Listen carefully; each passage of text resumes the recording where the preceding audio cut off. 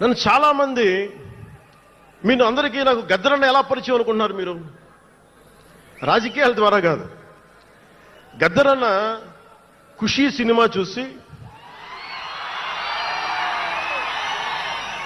మా అన్నయ్య గారిని పట్టుకొని మా అన్నయ్య గారి దగ్గరికి వచ్చి, మా పెద్దన్నయ్య గారి దగ్గరికి వచ్చి, మీ తమ్ముడిని కలవాల్సిందే నేను. మా అన్నయ్య ఫోన్ చేశారు, అది నేను గద్దర్ గారు కలుస్తారంటాను. నాకు గద్దర్ గారంటే ఇష్టం చిన్నప్పటి నుంచి, మా నాగబాబు గారి దయ వల్ల. సరే కలిస్తే ఆయన ఎంత క్షుణ్ణంగా ఆయన పరిస్థితి చెప్పాడంటే, అరే నువ్వు దేశం కోసం సమాజం కోసం ఆలోచించేవాడివి.